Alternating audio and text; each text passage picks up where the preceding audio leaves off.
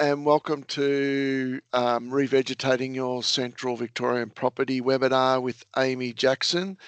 And I'd like to acknowledge the Healthy Landscapes program, which I work in, who is supporting this program, along with Amy, of course.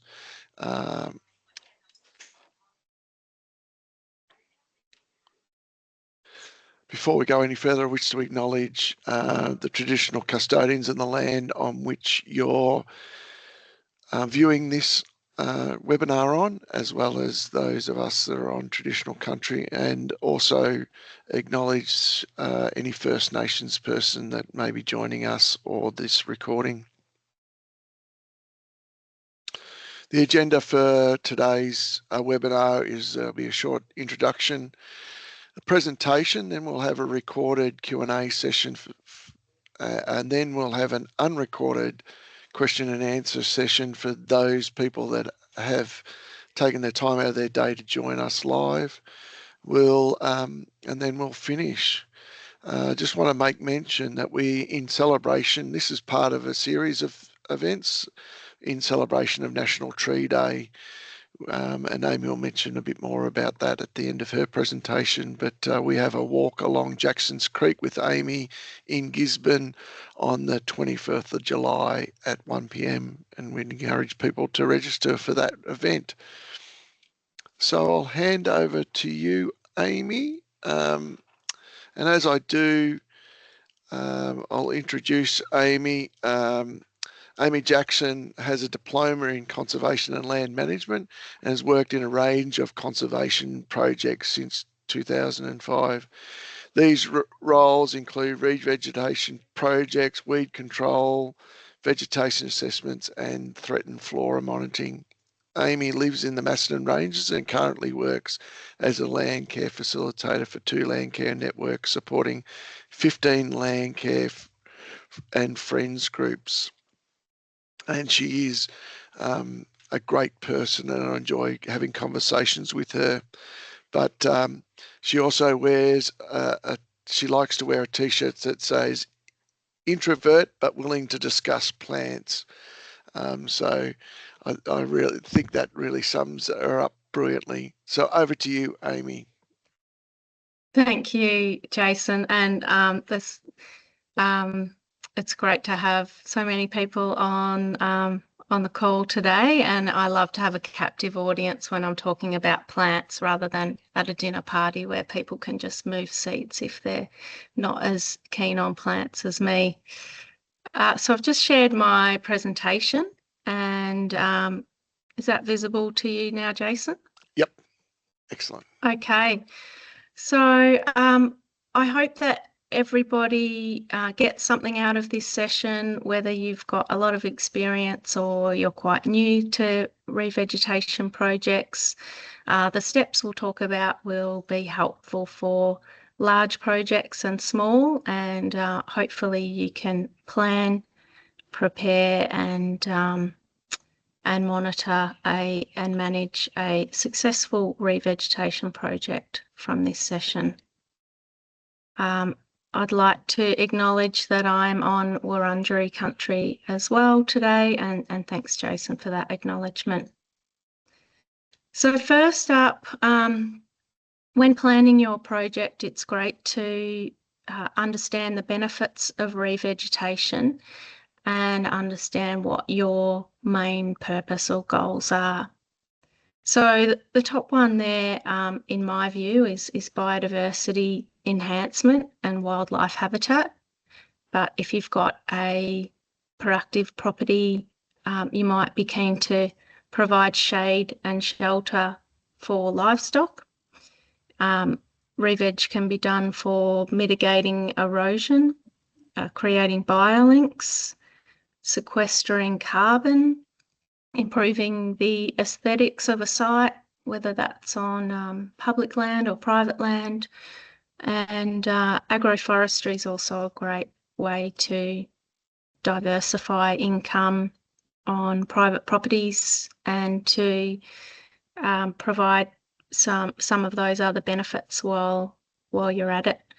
So start your project by understanding your why and assessing the area that you have to work with, as well as your time and resource availability, because that can influence what kind of project you will undertake. Next is assessing your site, and I've got Jason doing a little cameo on this slide here. As you can see, he's assessing the vegetation that's already present at a site. So you want to make sure you get a good understanding of the remnant native plants, and because that will help you guide species selection and more importantly, ensure that you're not damaging any native vegetation while preparing the site. So get a good understanding of what the vegetation type is, what's already there, what's missing, what are the species or life forms that you want to return to that vegetation to provide more intact habitat. Have a look at the soil type and the aspect of the site. This can also influence species selection and the re-veg technique that you choose to undertake. Climate considerations as well. Is it a high or low rainfall area? Is it exposed to prevailing winds? Are you in a frost risk area? That could determine what time of year that you want to do your planting. Do you want to do it before the frosts or after the frosts? And weed and pest presence is really important. Observing the weeds that you need to manage in the preparation and maintenance phase of your project. Monitoring pest animal species that are likely to impact the survival rate of the seedlings. So that's usually rabbits, but it could be native wildlife that are present at the site that you need to guard your plants from those. If you have got rabbits and rabbit warrens on your property, I definitely recommend using an app like Rabbit Scan to map those observations, because that will really help with your management program down the track. In the planning phase, if you have a large site, it's good to develop a plan, a works plan with a map and timing and costings, especially if it's a funded project, to keep some of those records for reporting. This image example here is if you have a large site, to do your mapping in a digital format, that allows you to measure kilometres and hectares, and that will help you plan for any fencing or number of species that you need to order. This is zoomed into the property level so that you can see any waterways that you might want to fence off or protect. You could fence off dams and plant around dams to enhance water quality.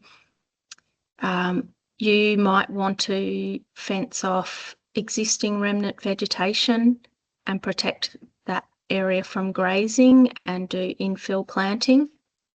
But you also might want to talk to your neighbours and zoom out on that property view and have a look at the landscape scale view and where you can create more connectivity across the landscape and put in biolinks and things like that. Also in this planning phase is to consider the presence of any cultural heritage values which need to be protected, and there are some resources in our revegetation guide about mapping that you can access to check the cultural heritage sensitivity layer. When measuring the size of your planting area, we would recommend the bigger the better. If doing linear shelter belts, making them as wide as you can will make for a more resilient revegetation site in the long term. And you ultimately want this site to be producing its own seed and reproducing and regenerating itself. And that's only possible if it's a healthy site that's wide enough. Calculating the number of plants, as a rough rule, I would be allocating approximately 1,000 plants per hectare. That's if you're going for 3 metre spacings, but some plantings are much sparser or much denser than that. So you need to consider if it's more of an open grassy woodland that you're creating, or is it more of a dense forest? That might be determined by the ecological vegetation class of your area. If you're planting a lot of large eucalypts and wattles, bigger spacings are needed.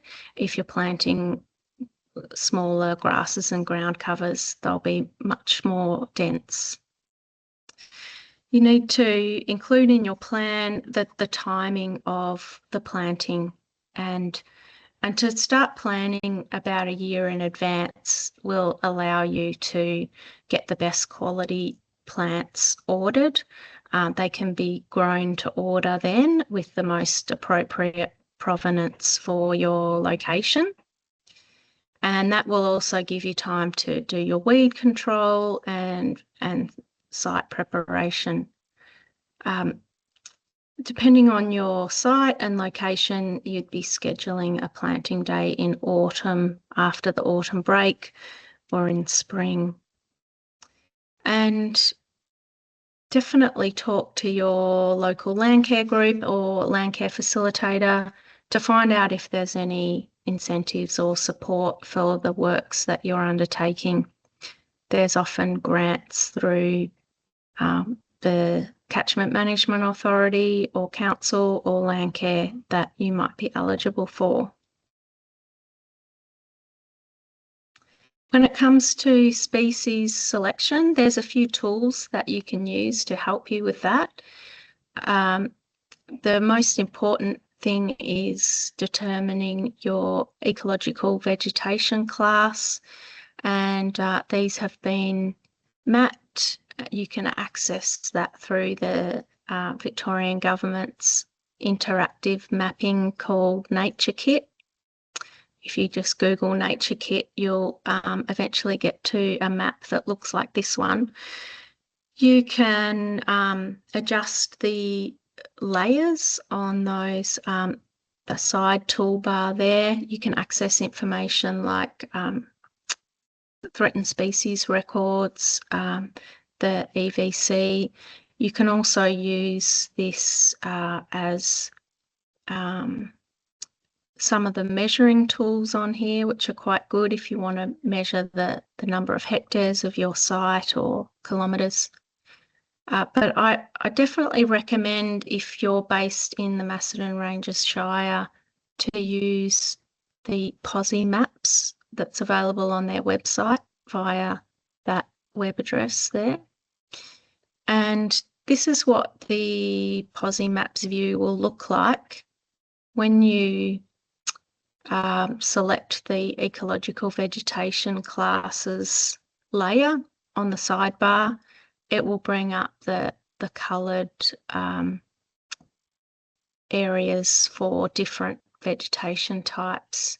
You can type in your specific address at the top there.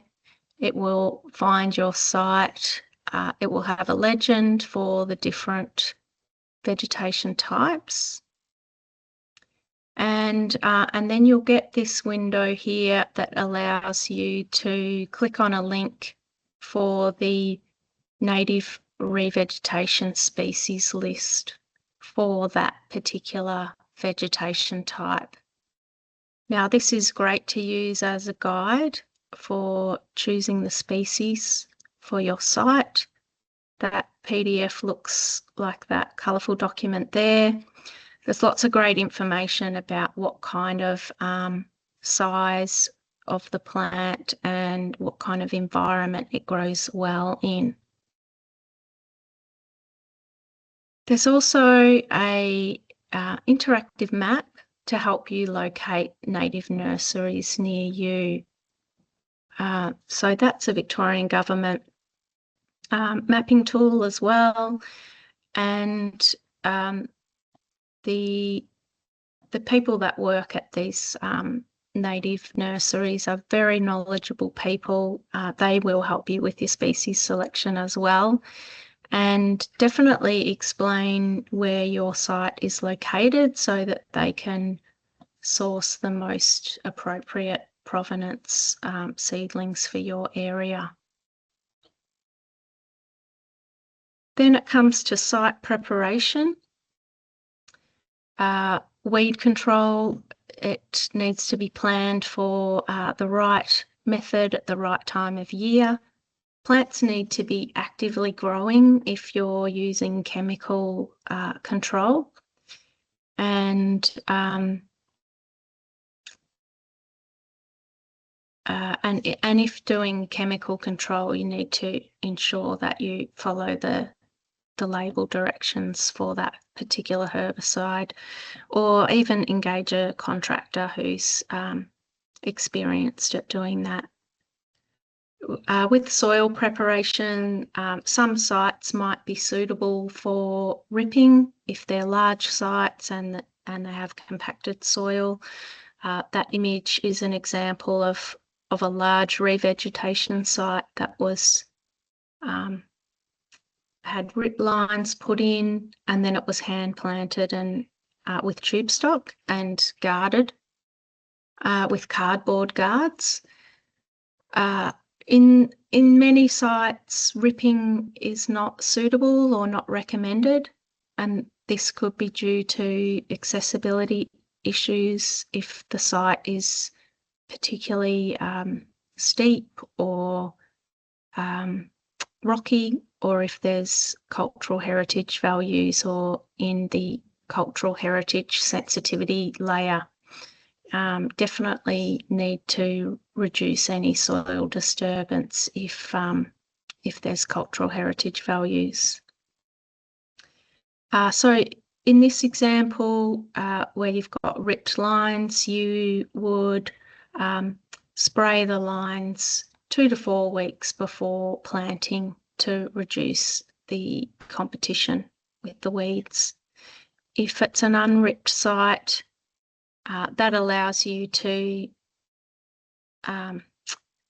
put the plants in a more natural placement, so you don't need to do straight lines if that's the look that you'd like to go for. But straight lines can help with future management options. So if doing spot sprays, also do that 2 to 4 weeks before the planting date so that that chemical has taken effect and you can see where the sprayed patches are. And that would be roughly 700 millimetres in diameter. Fencing is very important, and you need to make sure that that fencing is completed before any revegetation starts. And you need to be diligent with checking that the fencing is effective. It's good to have a look into wildlife-friendly fencing options. So some of the considerations with that are to avoid using barbed wire, especially on the bottom rung and the top rung of your fence. That can prevent wildlife entanglement. And there are some options for creating access points or gates for wildlife to move more safely through fences that can help prolong the life of your fence as well as preventing injury to wildlife. And again, ensuring cultural and environmental values are protected during those site preparations.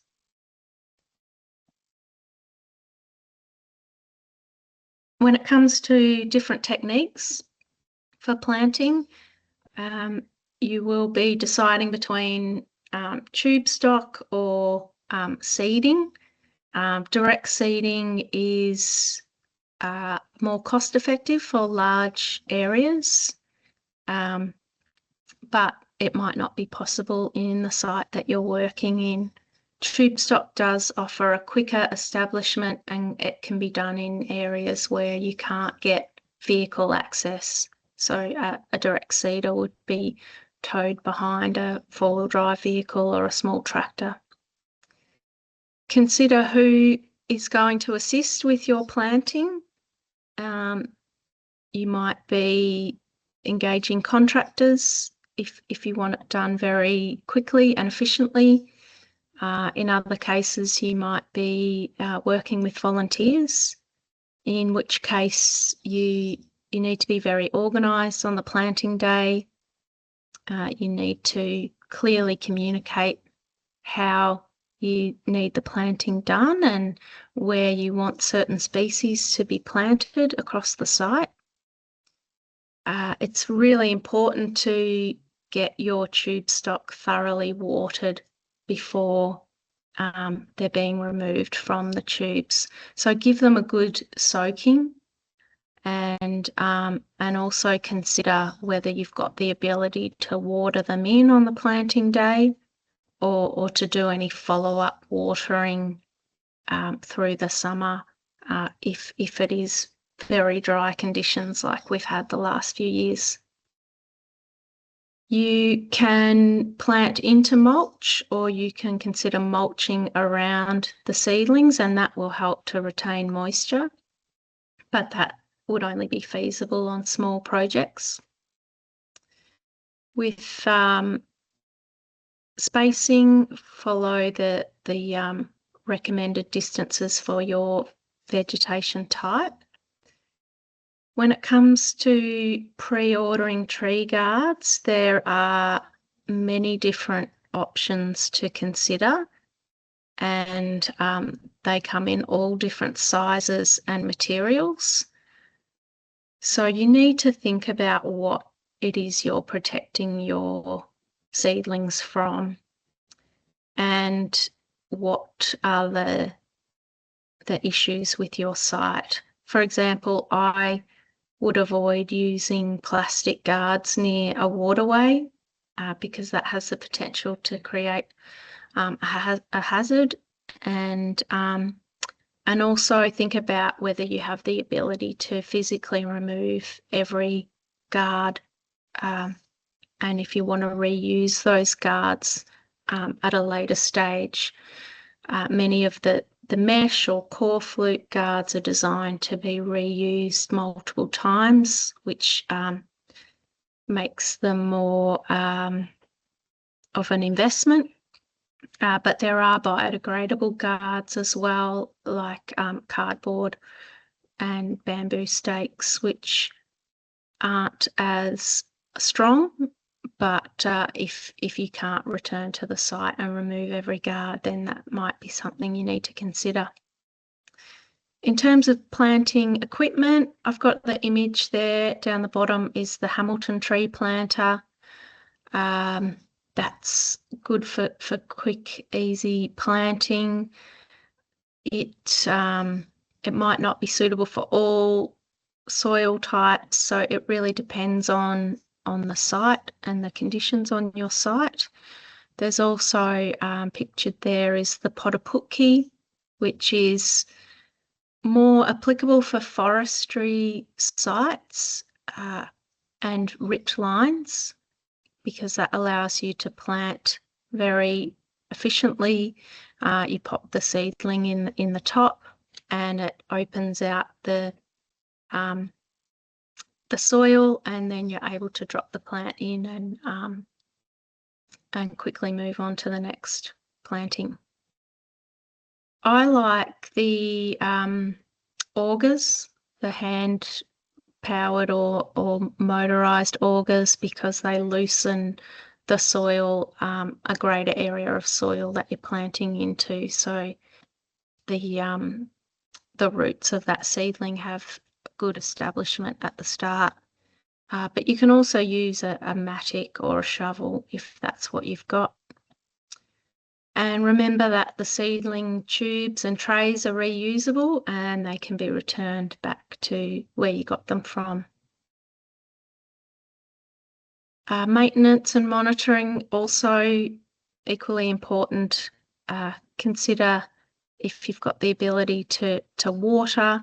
It is a lot of work, but if you've already invested a lot already, that can boost your chances of success. Weed management, that needs to be ongoing and check if weeds are competing with your seedlings, checking your fences, checking the guards as well. Are they still being effective? And monitoring, checking the survival of the plants and determining if replacement planting is needed. And then be patient. I always say that revegetation is playing the long game, and often we want fairly instantaneous results, and it just doesn't work like that. Even if things go according to plan, a lot of the species aren't going to grow that rapidly, and then often things don't go to plan. There could be all sorts of weather conditions or unplanned events. So continue to manage the site and adapt your approach as needed, but be willing to be patient. And you can see from this aerial view, that's a before and after photo of a property within our Landcare network, 20 years apart, and the landholders there have done staged revegetation, so every year or most years taking on a new area of the property and getting plants in. So yeah, you do get results, and often if you're removing grazing from an area, natural regeneration can occur as well. It's great if you can document your project with before and after photos for future reference and maybe even for reporting purposes. But definitely set up a photo point to track growth over time. If your planting is for wildlife habitat, then tree hollows can take 100 years or more to develop. So you might consider adding supplementary habitat like nesting boxes. They're great for monitoring and observing wildlife in your patch as well. Also consider adding or leaving logs and branches on the ground in the revegetation areas, as that can create more habitat. And there's lots of great workshops and field days, so stay informed about the latest news and best practices by attending those. We've got support, further advice and resources available for you. We have the Upper Deep Creek Landcare Network have just produced a revegetation guide. That's about a 5-page document, so it's got step-by-step planning advice, and that's available to download for free from our website on the resources page. And other advice is available through your local Landcare group, government agencies, your Landcare facilitator, Indigenous nurseries. They can all provide various advice. And consider working together with neighbours and neighbouring groups to talk about how you can create more connectivity across the landscape rather than across one property. National Tree Day is coming up on the 24th of July. Is the Friday is the school's tree day. and National Tree Day on Sunday, the 26th. So this is an annual event. We're now 30 years of National Tree Day. I would encourage people to have a look at their website to see if there's planting days happening near you that you'd like to get involved in. And the session that Jason and I will be doing next is a bit more of a walk and talk, to have a look at some sites and talk about some of the more practical things of planning, undertaking and maintaining revegetation. So bookings for that one are through Eventbrite. Make sure you book a spot. I also wanted to shout out to a project called Tree Project, and this organisation's been around for many years and has always worked closely alongside Landcare. But you can find out more on their website about ordering trees through Tree Project that are an affordable way to source plants, because they're grown by volunteer tree growers. And it's also a great organisation to volunteer for if you would like to have a go at doing a planting season and growing seedlings for Landcare projects. They also have a lot of great resources on their website about seeds and propagation and species info notes. So remember that one. And that's the end of the slides. So I've put my contact details there if people would like to get in contact or have a look at our website. And I'm happy to take some questions now. Thanks, Amy. I've got a couple of questions here in the chat as you went along. So could we please put the link for the nurseries and the plant list in the chat? Yes, I'll get I'll you to do that shortly. Yep. And we'll also, as I've stated in the chat, we'll send out a recording and some of that information in an email to all those people registered. Yes, that would be good. Yep. So the other question I have here is, do you know anyone locally who has a tree seeder, or does Landcare themselves own a tree seeder? We don't. I haven't had any experience with direct seeding in this region yet, but I do have a list of contractors for various things like weed control and seeding. So I think there is one person that got in contact with me to let me know that that was something he did. So let's put that in the follow-up resources. I'll make a note to get that to you so that we can get that to everyone else.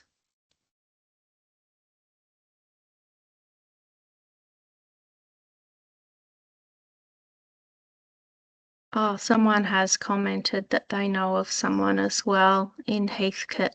Yeah, that might be the same person, but we'll still share that. So a question here, the heat wave is affecting my planning efforts. Kindly advise. I have moved them in. I have started to bring them indoors. So bringing them indoors, is that a strategy? And then the hardening off strategy, I know that you'll need to do when you take them out of any protected area. You've got any advice there, Amy? The hardening off is usually done to get them used to cold conditions. So if the nursery has had them in a hot house, to get them started better.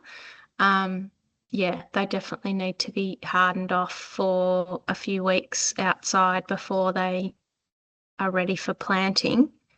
In terms of bringing them inside for hot, dry conditions, we usually try not to have seedlings held over that dry summer period. So if they,